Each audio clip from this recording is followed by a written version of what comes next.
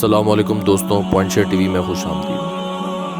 دوستوں، میرا آج کا موضوع ہے اسلام کے مطابق کائنات کا تصور۔ اس ویڈیو میں ہم آپ کو کچھ مختصر سی وضاحت آپ کے سامنے پیش کریں گے، جس میں آپ کو یہ جاننے کو ملے گا کہ کائنات کیسے وجود میں آئی۔ دوستوں، قرآن میں تخلیقات کی وضاحتیں کسی خشک تاریخی کھاتے کی نہیں، بلکہ ان کو پڑھنے اور سننے والا نہ صرف اس میں مشغول ہو جاتا ہے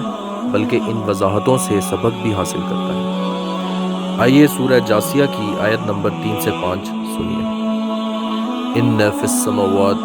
والارض لآیات للمؤمنین وفی خلقکم وما یبث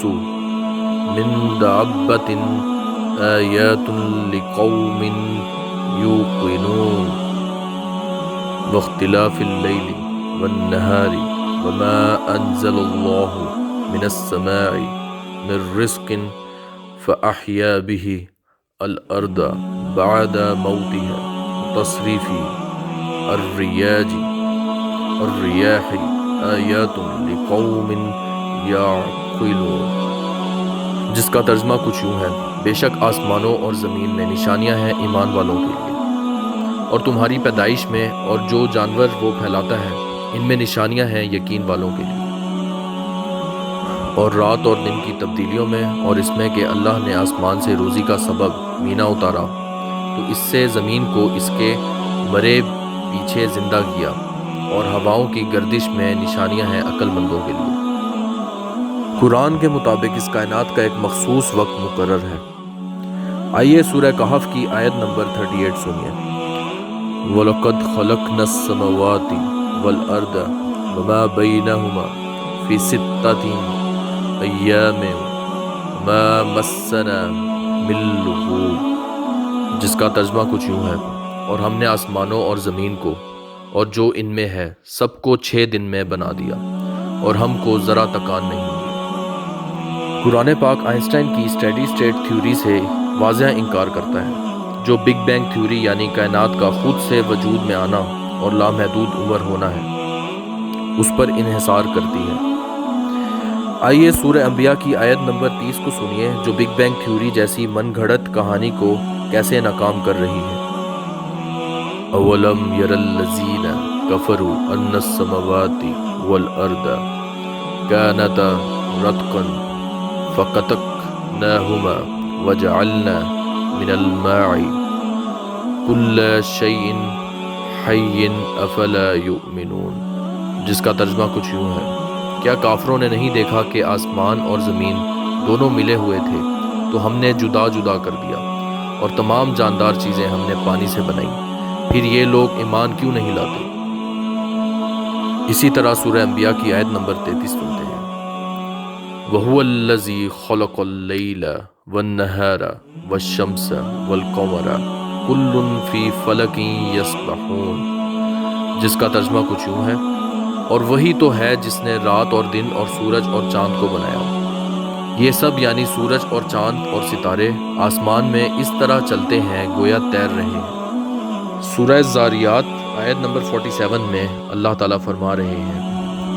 وَالسَّمَاءَ بَنَيْنَاهَا بِأَيْدٍ وَإِنَّا لَمُوسِعُونَ، جس کا ترجمہ کچھ یوں ہے: اور آسمان کو ہم نے ہاتھوں سے بنایا، اور بے شک ہم وسعت دینے والے ہیں۔ سورہ عرف آیت نمبر 54 میں اللہ تعالیٰ اس کائنات کی تخلیق اور اس کو منظم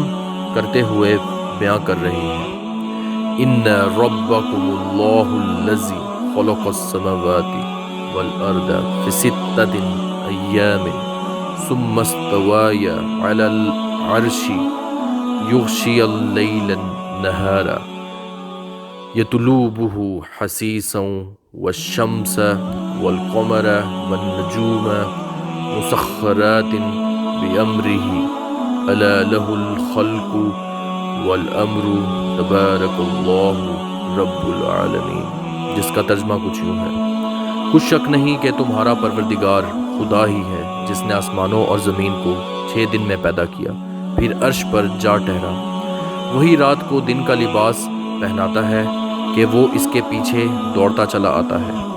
اور اسی نے سورج اور چاند ستاروں کو پیدا کیا، سب اس کے حکم کے مطابق کام میں لگے ہوئے ہیں۔ دیکھو سب مخلوق بھی اسی کی ہے اور حکم بھی اسی کا ہے، یہ خدا رب العالمین بڑا برکت والا ہے۔ سورہ معارج آیت نمبر 4 کے مطابق کائنات کی تخلیق کا ایک دن 50,000 سالوں کے برابر ہے، جبکہ سورہ حج کی آیت نمبر 47 کے مطابق ایک یوم 1000 سال کے برابر ہے۔ اس سے ہمیں یہ سمجھ میں آتا ہے کہ وہ ایک دن بہت طویل عرصے کے برابر تھا۔ تو کائنات کو تخلیق کرنے کے بعد اللہ فرماتے ہیں کہ اللہ زمینوں اور آسمانوں کو بنانے کے بعد عرش پر جا ٹھہرے۔ سورہ نور کی آیت نمبر 46 میں اللہ بہت ہی خوبصورت انداز میں بیان فرماتے ہیں، واللہ خلق کل دابۃ من ماء فمنہم من یمشی علی بطنہ ومنہم من یمشی علی رجلین ومنہم من یمشی علی اربع یخلق اللہ ما یشاء ان اللہ علی کل شیء قدیر، جس کا ترجمہ کچھ یوں ہے، اور خدا ہی نے ہر چلنے پھرنے والے جاندار کو پانی سے پیدا کیا، تو اس میں بعض ایسے ہیں کہ پیٹ کے بل چلتے ہیں، اور بعض ایسے ہیں جو 2 پاؤں پر چلتے ہیں، اور بعض ایسے ہیں جو 4 پاؤں پر چلتے ہیں۔ خدا جو چاہتا ہے پیدا کرتا ہے، بے شک خدا ہر چیز پر قادر ہے۔ تو دوستوں یہ معلومات آپ سے اس لیے شیئر کی ہے تاکہ نہ صرف ہمارے علم میں اضافہ ہو بلکہ یہ بات ہم سب کے ذہنوں میں بیٹھ جائے کہ یہ جو کائنات اللہ نے بنائی ہے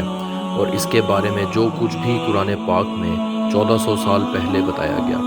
سائنس کبھی بھی اس علم کے ذرا برابر بھی نہیں پہنچ سکتی، چاہے جتنی مرضی ریسرچز کر لیں، انہیں سوائے اللہ کی بڑائی کے کچھ بھی